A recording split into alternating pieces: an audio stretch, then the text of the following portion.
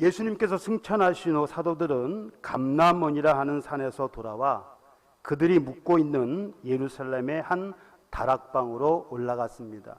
우리가 흔히 알고 있는 마가의 다락방, 정확히 얘기하면 마가라 하는 요한의 어머니의 집 다락방입니다. 그러니까 마가의 소유가 아니고요, 마가의 어머니 집입니다. 그러니까 마가의 어머니의 소유의 그 다락방, 그렇게 추정이 되는데요. 여기서 이 마가는요, 마가라 하는 요한이라고 그랬지 않습니까? 여기서 이 마가는 마가복음의 저자입니다. 그래서 이 마가라 하는 요한, 그 어머니, 당시에 믿음이 좋은 그러한 가정이었습니다. 그래서 자기의 집을 교회로 사용할 수 있도록 그렇게 내어준 것이죠.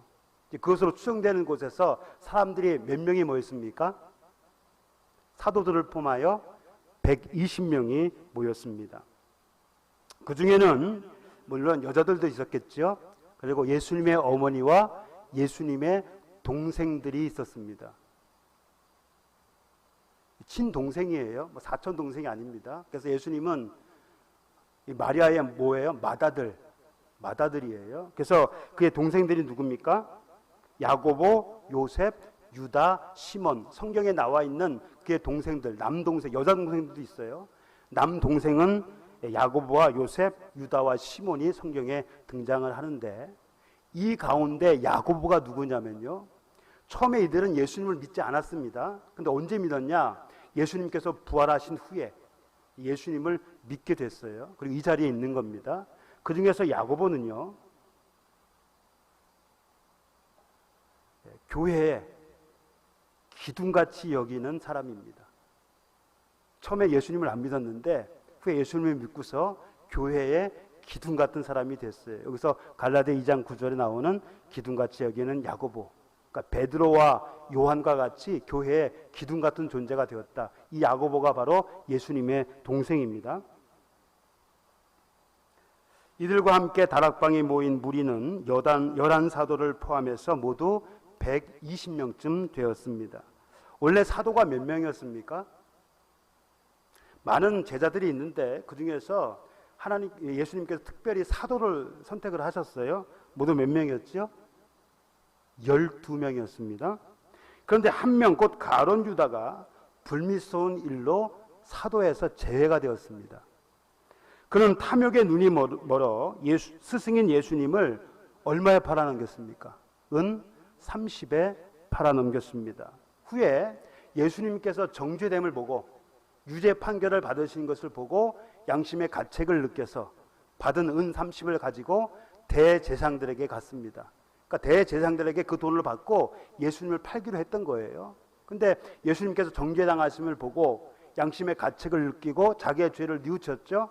그리고 그 돈을 가지고 다시 대제사장들로 갔습니다. 그것을 다시 돌려준 거예요. 돌려주려고 하니까 대제사장들이 안 받는 겁니다. 어떻게 했습니까? 가룟 유다가 그 동전을 성전 안으로 집어 던졌어요. 그리고 달려가서 어디로 달려갔을까요? 예수님께로 달려갔으면 참 좋았을 텐데 엉뚱한 데로 달려갔어요. 뭐하러요? 목매어 죽으려고 간 거예요. 그래서 자살로 생을 마감한 비운의 그 남자가 되었습니다. 자, 본문에는요, 그가 몸이 곤두박질하여 배가 터져 창자가 다 흘러나왔다고 기록하고 있습니다. 그러니까 목을 매달았는데요, 그 가지가 있을 거 아닙니까? 나뭇가지가 있을 거 아닙니까? 그 나뭇가지가 부러졌든가 아니면 이 목을 맨 줄이 끊어졌든가 해서 몸이 땅에 떨어진 거예요. 땅에 떨어져서 혹은 바위에 떨어져서 배가 터져서, 어떤 전승에 의하면 땅에 떨어졌는데 마차가 그 몸 위로 지나가서 배가 터졌다, 뭐 그런 얘기도 있습니다. 아무튼 몸이 곤두박질하여 배가 터져 창자가 다 흘러나왔다. 여러분, 곤두박질이 무슨 뜻입니까? 거꾸로 머리가 밑으로 된 거예요. 여러분, 목을 매달았는데 어떻게 떨어지면 어떻게 떨어져요? 뭐 아주 높은 데 떨어지면 머리가 이렇게 했지만 높지는 않을 거란 말이에요. 그럼 떨어졌으면은 이렇게 떨어져야 되는데 어떻게 이렇게 떨어지는지 모르겠어요. 아무튼 그렇게 떨어져서 몸이 땅이나 혹은 바위에 부딪혀서 배가 터져 창자가 다 흘러나온 그런 상태로 죽음을 당했습니다. 대제사장들은 유다로부터 돌려받은 이 돈을 가지고 뭐 했습니까? 토기장에 밭을 사서 나그네의 묘지로 삼았습니다. 나그네의 묘지. 그러니까 이름을 알 수 없는, 연고지가 없는 사람들의 무덤을 그 예루살렘 근처에다가 땅을 사가지고 거기다가 무덤을 만들었는데요. 그 무덤을 뭐라 그랬냐면요, 피밭이라 불렀어요. 피밭. 아람어로 아겔다마라 그러는데 이것은 피밭이라는 뜻입니다. 그런데 오늘 본문에 보니까요, 오늘 본문에 보니까 불의의 삭스로, 가룟 유다가 불의의 삭스로 그 피밭을 샀다고 그랬습니다. 이 밭을 누가 샀어요?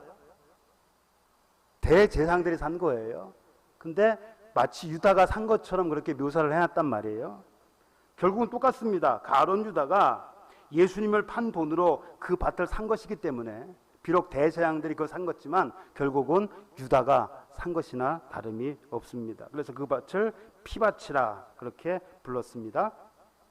이에 대해 베드로는요, 이것이 성경에 이미 예언되어진 사건이라고 말합니다. 미리 말씀하신 성경이 응하였다. 그 성경이 어떤 거냐면요, 시편에 나와 있는 말씀입니다. 성령이 다윗의 입을 통하 예수 잡는 자들의 길잡이가 된 유다를 가리켜 미리 말씀하신 성경이 응하였으니 마땅하도다라고 했는데요. 이는 시편 69편 25절 그리고 시편 109편 8절의 말씀을 말하는 것입니다. 그의 거처를 황폐하게 하시며 거기 거하는 자가 없게 하소서. 시편 69편 25절. 그러니까 이 가룟 유다가요, 그렇게 된 것은 바로 이 성경 말씀이 성취된 것이다. 이미 그 성경에서 그런 사건을 예고한 것이다 라고 지금 베드로가 말하고 있는 것입니다. 그리고 이어서 유다를 대신할 사도를 세우자고 제안을 했습니다. 그 근거가 무엇이냐면 바로 시편 109편 8절의 말씀입니다. 그의 직분을 타인이 취하게 하소서. 그래서 지금 베드로가 사람들 앞에서 이 얘기를 하면서 이 말씀대로 사도를 한 명 채워야 된다, 뽑아야 된다. 그러니까 사도 보궐선거를 지금 하는 거예요. 뽑아야 된다라고 합니다. 그리고 사도의 자격으로 다음과 같은 요건을 제시했습니다. 사도가 되려면 이런 요건을 갖춰야 된다는 거예요. 그 요건이 뭡니까? 요한의 세례로부터 우리 가운데서 올려져 가신 날까지, 그러니까 예수님께서 올려져 가신 날까지 주 예수께서 우리 가운데 출입하실 때에 항상 우리와 함께 다니던 사람 중에서 사도를 세워야 된다. 이런 사도의 자격, 요건을 지금 제시하고 있습니다. 한마디로 얘기하면 예수님께서 공생애를 시작하실 때부터 예수님께서 부활 승천하실 때까지 그 기간 동안 항상 함께했던 사람들 가운데 한 명을 뽑아야 된다는 것입니다. 왜 그랬을까요? 여러분, 사도의 직분이 뭡니까? 뭐 할 사람이에요? 우리와 더불어 예수께서 부활하심을 증언할 사람이 바로 사도입니다. 예수님의 부활을 증언해야 돼요. 그러려면 어떻게 해야 됩니까? 예수님을 직접 목격을 해야 됩니다. 여러분, 당시에는 어떤 상황이었냐면요, 예수님의 부활에 대해서 그의 제자들이 조작한 사건이라는 소문이 퍼져 있었습니다. 누가 이 일을 꾸몄습니까? 대제사장들이. 예수님이 부활한 것이 아니라 그의 제자들이 예수님의 시신을 훔쳐놓고선 마치 예수님이 부활한 것처럼 그렇게 얘기하고 있다. 그러니까 예수님의 부활은 거짓이다 라고 지금 얘기하는 것입니다. 이 대제사장들은요, 예수님이 부활하신 것을 알고 있었어요. 직접 보고를 받았잖아요. 그러나 이것을 숨기기 위해 오히려 제자들이 그것을 조작했다고 지금 소문을 퍼뜨린 것입니다. 그 경비병들, 무덤을 지켰던 경비병들에게 돈을 줘가지고 그렇게 소문을 퍼뜨려라. 대제사장들이 꾸민 일이에요. 그런 상황에서 예수님의 부활을 전한다는 것은요, 박해를 각오하는 일이었습니다. 그런 일을 누가 할 수 있겠습니까? 예수님의 부활을 직접 목격한 사람이 아니면 할 수 없는 일입니다. 이런 박해를 각오하고 심지어 죽음을 각오하고 순교를 각오하고 어떻게 그런 일을 할 수 있습니까? 예수님의 부활을 직접 목격한 사람만이 그 일을 할 수 있습니다. 그래서 사도의 자격을 예수님의 공생애 동안 직접 그의 가르침을 받고 예수님의 부활과 승천을 목격한 사람으로 한정했던 것입니다. 그런 자격을 갖춘 2명의 제자가 추천되었습니다. 누구와 누굽니까? 바사바라고도 하고 별명은 유스도라고 하는 요셉, 그리고 마띠아였습니다. 그들은 모두 사도의 직분에 적합한 사람들이었습니다. 그런 자격 요건을 제시했고요. 사람들이 2사람을 추천했어요. 요셉과 마띠아. 그리고 공생의 기간 동안 예수님과 늘 항상 함께했던 사람들이에요. 자격이 충분합니다.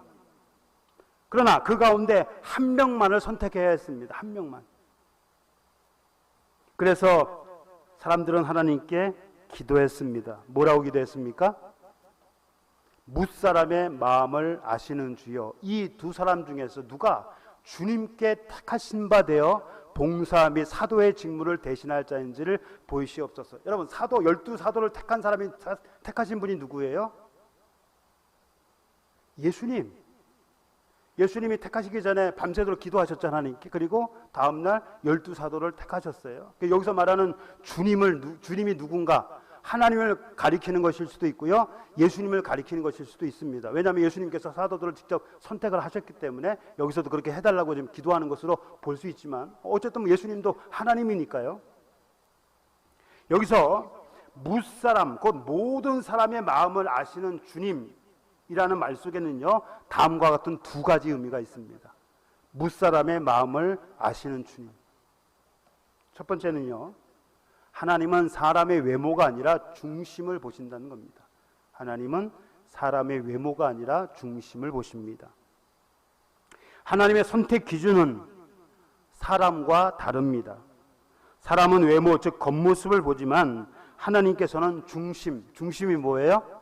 곧 마음을 보십니다. 그래서 사무엘상 16장 7절에 그런 말씀이 있죠. 사람은 외모를 보거니와 나 여호와는 중심을 보느니라. 사람이 보는 관점은 겉으로 드러난 외모이지만 하나님께서는 그 사람의 마음을 보신다는 것입니다. 이스라엘의 초대왕이 누굽니까? 이스라엘의 초대왕은 사울이었죠.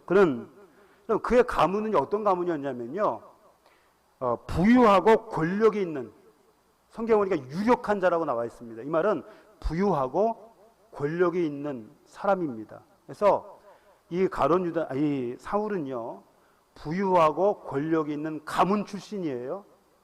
그리고 그의 생긴 외모가 어땠습니까? 그 용모가 준수했어요. 근데 준수하다는 말은 잘생겼다는 거예요. 근데 그냥 잘생긴 게 아니고요, 보통 잘생긴 게 아니고요, 이스라엘 사람 가운데 그보다 더 잘생긴 사람이 없다고 할 정도로, 그러니까 이스라엘에서 가장 잘생긴 사람이 사울이었습니다. 거기에 이 사울은요, 다른 사람들보다 어깨 위가 더 컸습니다. 가문도 좋고 잘생기고 키도 컸어요. 세상 사람들의 기준으로 볼 때 사울은요, 왕으로서 완벽한 사람이었습니다. 사무엘이 뭐라 그럽니까? 모든 백성 중에 짝할 리가 없다. 너희는 여호와께서 택하신 자를 보느냐? 모든 백성 중에 짝할 리가 없다. 겉모습은요, 외모는요, 그 누구에게도 지지지 않는 완벽한 사람이었습니다. 그러나 정작 하나님으로부터는 인정받지 못했습니다. 사람들에게는 인기를 끌었어요. 잘생겼죠, 가문도 좋죠. 그리고요, 이 사울의 특징 중에 하나는요, 사람의 말을 잘 듣는다는 겁니다. 사람을 좋아해서 그런 것이 아니고 인기를 유지하기 위해서, 사람들에게 인기를 얻기 위해서 사람들의 말을 잘 들었어요. 그런데 정작 하나님의 말씀에는 귀를 기울이지 않았습니다. 결국은 하나님께 버림을 받았습니다. 사무엘은 하나님의 지시에 따라 사울을 대신할 왕을 세우려고 어디로 갔습니까? 이새의 집으로 갔습니다. 이새에게는 몇 명의 아들이 있었어요? 8명의 아들이 있었습니다. 그 아들들을 불러오라고 그랬습니다. 그리고 아들들을 한 명씩 세웠습니다. 제일 처음에 장남이 누구예요? 엘리압. 이 사무엘이요, 엘리압을 보고 이런 생각을 했습니다. 사무엘상 16장 6절. 엘리압을 보고 마음에 이르기를 여호와의 기름 부으실 자가 과연 주님 앞에 있도다. 왜 이런 생각을 했을까요? 왜 사무엘은 엘리압을 보고 이 사람이 바로 여호와의 기름 부으실 자다 라고 생각했을까요? 그의 외모가 남달랐기 때문입니다. 똑같아요. 하나님의 선지자인 사무엘조차도 사람의 외모를 보고 판단했으니 일반 사람들이야 오죽했겠습니까? 그때 하나님께서 뭐라고 말씀하셨습니까? 아까 얘기한 거 사무엘상 16장 7절. 사람은 외모를 보거니와 나 여호와는 중심을 본다. 그렇게 말씀을 하셨습니다. 중심, 곧 마음을 보시는 하나님의 기준에 엘리압은요, 미달이었습니다. 둘째인 아비나답을 비롯해 7째까지가 다 미달이었어요. 잘생겼습니다. 엘리압도 그렇고요, 둘째도 그렇고 7째까지 다 잘생겼는데 다 미달이에요. 마지막 다윗은 못생겼습니까? 다윗도 잘생겼어요. 잘생긴 것뿐만 아니라 뭐가 또 있었냐면 하나님께 대한 신앙이 있었습니다. 이세의 8아들 중 유일하게 막내인 다윗이 하나님의 기준에 맞는 사람이었는데 그것은 무엇보다 하나님을 의지했기 때문에 그렇습니다. 이스라엘은 다른 나라와는 달리 하나님이 택하신 하나님의 성민 혹은 선민이라고 하죠. 선택된 민족 혹은 하나님의 거룩한 민족입니다. 그런 민족의 왕에게 가장 필요한 덕목이 무엇이겠습니까? 하나님을 섬기는 나라의 가장 필요한 덕목, 왕으로서의 가장 필요한 덕목이 뭐예요? 외모예요? 뭐가 필요합니까? 하나님께 대한 신앙. 다윗은 하나님을 의지한 신앙의 사람으로 하나님의 백성인 이스라엘의 왕으로서 가장 적합한 인물이었습니다. 사랑하는 성도 여러분, 사람의 외모나 출신, 가문, 학력 등은 세상 일을 하는데 유용합니다. 잘생긴 것, 여러분 잘생기면 뭐 할 게 많잖아요. 선택의 여지가 많잖아요. 뭐 배우를 해도 되고, 물론 잘생긴 사람만 배우하는 것은 아니지만, 또 학력 높으면 좋은데 뭐 대학 나와서 하면 또 그만큼 진로의 길이 넓어지죠. 또 출신 가문, 뭐 권세 있는 집안이라면 또 그만큼 역시 유용합니다. 세상 일에는 유용해요. 그러나 하나님의 일에는 별 도움이 되지 않습니다. 물론 그것을 어떻게 사용하느냐에 따라 유익이 될 수도 있지만 그것 자체로는요, 하나님의 일에 아무 유익이 없어요. 잘생긴 것이 하나님의 일에 어떤 유익이 있습니까? 이스라엘의 두 번째 사사가 누군지 아십니까?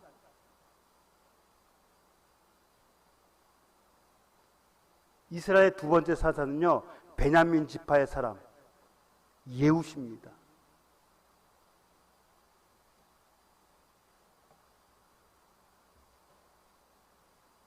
성경은 그를 어떻게 소개하나 보십시오. 그는 곧 베냐민 사람 게라의 아들 뭐라고 했습니까? 왼손잡이 예후시라. 그렇게 기록을 하고 있습니다. 여기서 왼손잡이로 번역된 부분을 히브리어로 직역하면 오른손이 불구인 사람입니다. 그래서 어떤 학자들은 이 에훗이 오른손이 없는, 한쪽 팔이 없는 사람으로 그렇게 생각하는 학자들도 있어요. 그러니까 오른손이 불구인 사람. 그렇다고 예훗이 정말 오른손이 불구라고 볼 수는 없습니다. 왜냐하면요, 베냐민 지파 중에는 왼손잡이들이 많았어요. 수백 명, 한 700명가량. 그러니까 왼손잡이라고 해서 다 오른손이 불구는 아니에요. 그리고 왼손잡이 중에도 오른손을 잘 쓰는 사람, 이런 사람 뭐라고 그럽니까? 양손잡이들도 있었습니다. 그러니까 예훗이요, 왼손잡이 예훗이라고 해서 오른손이 불구라고는 할 수가 없는 거예요. 어쨌든 예훗은 왼손잡이였고 당시의 상황에선 어느 정도 편견을 가지고 있었을 것입니다. 감수해야만 했을 것입니다. 지난번도 말씀을 드렸죠. 요즘은 인식이 많이 변해서 왼손잡이라고 해서 특별히 제지를 받는 것은 아니에요. 왼손잡이도 많습니다. 얼마 전에 우리 미주가 왼손으로 밥을 먹는다고 해서 혼난 적이 있죠. 아직도 그런 생각, 옛날 사람들은 그런 생각을 해요. 어떻게 왼손잡이로 먹냐고, 오른손으로 먹어야 된다라고 얘기하는 사람도 있는데요. 고대에서는요, 대부분이 다 오른손잡이였습니다. 그래서 위키백과에 보면 전 세계 인구의 85%에서 90%가 오른손잡이라고 합니다. 그래서 모든 문명, 모든 도구, 사용법 이런 것들이요 전부 다 오른손잡이에 맞춰 있습니다. 그래서 옛날에 군대에서는요 왼손잡이도 오른쪽으로 맞춰진 총을 쏴야 돼요. 요즘 왼손잡이 전용 총도 나왔다 그럽니다. 그래서 모든 것이 대부분 다 오른손잡이로 다 돼 있어요. 그래서 이 오른쪽이라는 말이요, 바른 손, 그러니까 오른쪽은 바른 쪽, 오른손은 바른 손, 그러니까 오른쪽이 옳다는 겁니다. 옛날 사람들이 그런 인식을 가지고 있었다는 거예요. 그래서 그런 상황 속에서 왼손잡이라고 하는 것은 어느 정도 편견을 감수해야 되지 않았나 그런 생각을 하는 것입니다. 특별히 이 베냐민이라는 뜻이 뭡니까? 베냐민 뜻이 뭐라고 그랬어요? 오른손의 아들. 오른손의 아들이라는 베냐민 지파 속에서 왼손잡이로 살아간다는 것이 그렇게 녹록치는 않았을 것입니다. 그러나 예훗은 이스라엘의 사사가 되었고, 누가 세웠어요 그를? 하나님께서 그를 사사로 세웠고요, 그로 하여금 이스라엘 백성을 구원토록 하셨습니다. 이러한 사실은 사람의 외모가 하나님이 일을 하는 데는 아무런 장애가 되지 않음을 보여줍니다. 왜냐하면 하나님께서는 외모가 아닌 중심, 곧 마음을 보시기 때문입니다. 하나님은요, 고린도전서 1장 27절 사도 바울이 고린도 교회에 보내는 편지에서 고린도 교인들을 무시하려고 그런 것이 아닙니다. 무시하려고 그런 것은 아닌데, 자, 뭐라고 했냐면 너희들의 주제를 좀 알아라. 주제 파악을 좀 하라. 그들이 어떤 사람이었습니까? 고린도 교회가 어떤 사람들이었냐면 대부분 구성원들이요, 물론 거기에 돈 많은 사람, 높은 지위에 있는 사람도 있었지만 대부분 다 가난한 사람이고요, 심지어 노예까지 있었어요. 그런데 하나님의 은사를 받고 하니까 이 사람들이 성령 충만해서 하는 은사를 받는데 어떤 부작용이 있냐면 교만이더란 교만. 잘난 체를 하는 사람들이 많이 생겼어요. 은사를 받다 보니까 누가 잘났느니 이런 것을 막 싸우는 거예요, 갖고서. 그 바울이 야, 너희 주제 좀 알아라 라고 하면서 지금 얘기하는 거예요. 네가 하나님의 부르심을 받았을 때 어떤 상태였는가? 근데 너희를 지금 하나님께서 어떻게 사용하셨는가? 하나님 어떤 분이에요? 하나님께서 세상에 미련한 것들을 택하사 지혜 있는 자들을 부끄럽게 하려 하시고, 세상에 약한 것들을 택하사 강한 것들을 부끄럽게 하려 하시며, 하나님께서 세상에 천한 것들과 멸시받는 것들과 없는 것들을 택하사, 누구를 얘기하는 거냐면요, 고린도 교인을 얘기하는 거예요. 바로 우리들을 얘기하는 겁니다. 우리를 택해서 어떤 일을 하셨는가? 있는 것들을 폐하려 하신다. 그러니까 하나님의 이 선택의 기준이 뭡니까? 외모가 아니라는 것이죠. 아무리 외모가 뛰어나고 배운 것이 많아도 교만한 사람은 하나님께 쓰임받지 못합니다. 반면에 하나님을 의지하는 사람은 비록 그가 어떤 형편에 있든지 하나님께 귀히 쓰임을 받을 것입니다. 우리 예움교회 성도들이 그런 사람들이 되기를 소원합니다. 첫 번째, 하나님은 외모를 보시는 것이 아니라 중심을 보신다. 두 번째요, 하나님은 사람의 마음을 감찰하십니다. 그럼 감찰하다는 말이 뭡니까? 이 말은 살피다는 뜻이에요. 살피다. 이 말은 자세히 보다. 자세히 보다. 하나님께서는 모든 사람의 마음을 살피시는 분입니다. 그리고 그 마음의 비밀까지도 아시는 분이에요. 그러니까 하나님 앞에 속일 사람은 아무도 없어요. 하나님은 그 사람의 모든 것을 다 알고 계세요. 그 사람보다 더 잘 알고 계세요. 비록 사람들이 보기에는 요셉과 마띠아 모두 사도의 직분에 적합한 사람들이었습니다. 그러나 사람의 마음과 생각까지 아시는 하나님께서는 그 중에서 누가 더 사도의 직분에 적합한 인물인지 아십니다. 겉으로 보면 똑같아요. 그러나 하나님은 그 마음의 속까지 다 아시는 분이기 때문에 그 둘 중에서 누가 더 사도의 직분에 적합한 사람인가, 그래서 사람들은 하나님께서 택하신 사람이 누구인지 보여주시기를 기도한 것입니다.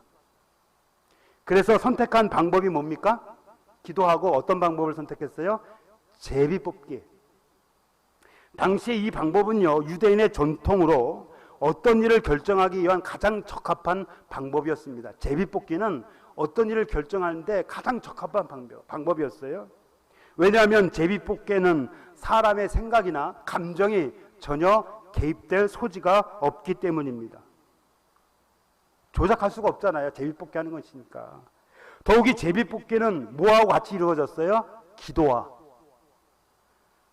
이는 하나님께 모든 것을 맡긴다는 의미입니다. 제비 뽑기는요, 전적으로 하나님께 맡긴다는 의미예요. 따라서 그 결과에 대해 불만이 있을 수 없으며 있어서도 안 됩니다. 그것은 곧 하나님께 대한 불만이나 다름이 없습니다. 이렇게 해서 사도로 뽑힌 사람은 누구였습니까? 마띠아였고요. 그는 11사도와 함께 사도의 수에 들게 되었습니다. 사랑하는 성도 여러분, 우리가 무슨 일을 하거나 어떤 결정을 하기에 앞서 무엇보다 먼저 해야 할 일이 있습니다. 그것은 바로 하나님께 뭐예요? 기도하는 일이에요. 왜 그렇습니까? 사람의 판단은요, 불확실하기 때문입니다. 성경은 하나님께 묻지 않고 임의대로 결정했다가 낭패를 본 사람들의 이야기가 종종 언급되고 있죠. 그 대표적인 사람이 누구라고요? 바로 사울. 그는 하나님께 묻지 않고 누구에게 물었습니까? 신접한 자에게 물었습니다. 귀신에게 물었어요. 하나님의 말씀보다 사람의 말에 더 귀를 기울이다가 결국은 하나님께 버림을 받았습니다. 여호수아는 어떻습니까? 하나님의 뜻을 묻지 않고, 여러분 성경에요, 여호수아에 대해서 뭐라고 해요? 여호수아 9장 14절에 하나님의 뜻을 묻지 않고라는 말씀이 나와요. 왜 그런 실수를 하게 됐는가? 하나님의 뜻을 묻지 않았기 때문에, 하나님께 기도하지 않았고 임의대로 결정했기 때문에 그런 결과를 나왔다. 여호수아도 하나님의 뜻을 묻지 않고 일을 진행했다가 큰 낭패를 보기도 했습니다. 다 멸하라고 했는데 기브온 족속에 속았잖아요. 그들이 위장을 해가지고 와갖고 우리 먼데 사람인데 우리 하친하러 왔습니다. 근데 어떻게 했어요? 여호수아와 그 족장들이 어떻게 했습니까? 하친을 맺었어요. 그래서 결국은 어떻게 해요? 기브온 족속을 멸하지 못했지요. 그 이유가 뭐라고요? 여호와께 묻지 않았다. 하나님께 기도하지 않았기 때문이라는 겁니다. 다윗은 어떻습니까? 그는 중대한 일을 앞두고 항상 하나님께 물었습니다. 하나님 어떻게 할까요? 어떻게 할까요? 그래서 하나님께서는 그런 다윗으로 하여금 어디를 갔는지 이기도록 하셨고 무슨 일을 하든지 형통하도록 하셨습니다. 그러면 다윗에게는 형통만 있었습니까? 그도요, 하나님께 묻지 않은 일들이 있었어요. 사울이 계속해서 자기를 죽이려고 하니까 어디로 도망갔습니까? 블레셋의 가드로 도망갔어요. 하나님께 묻지 않고 갔습니다. 어떻게 됐어요? 처음에는 미친 짓 하고 도망갔습니다. 미친 짓 하고 풀려났어요. 두 번째는 어떻게 했어요? 신임을 얻었는데 잘못하면 동족과 이스라엘 민족과 싸울 뻔했어요. 이스라엘 민족을 죽일 뻔했단 말이에요. 하나님이 개입하지 않았으면 큰일이 날 뻔했단 말이에요. 그러니까 하나님의 일을 묻지 않고, 그러니까 하나님께 기도하지 않고 자기 임의대로 했다가 위기를 겪는 이러한 모습들을 우리 성경에서 많이 볼 수가 있는 겁니다. 잠언서 기자가 뭐라고 했습니까? 어떤 길은 사람이 보기에 바르나 필경은 사망의 길이니라. 죽음의 길임에도 불구하고요, 사람들은 그것이 마치 바른 길로 착각한다는 겁니다. 분명히 죽음의 길이에요. 끝은 죽음의 길입니다. 근데 마치 올바른 길처럼 이 길로 가야만 돼 라고 사람들이 착각한다는 겁니다. 한 치 앞도 내다볼 수 없는 인생, 더욱이 미래의 일은 알 수가 없어요. 그러면 우리는 무엇을 하든지 또 어떤 결정을 하기 전에 먼저 하나님의 뜻을 구해야 합니다. 하나님을 의지하고 하나님을 신뢰하며 하나님을 우리의 도움과 소망으로 삼아야 합니다. 그럴 때 하나님께서 우리를 선한 길로 인도해 주실 줄로 믿습니다. 기도하겠습니다. 하나님께서는 우리의 모든 것을 다 알고 계십니다. 마음을 아시는 하나님께서 우리가 어떻게 해야 하는지, 또 어떤 길로 가야 하는지 하나님 가르쳐 주옵소서. 인생은 미련하여 죽음의 길을 바른 길로 알고 걸어가고 있습니다.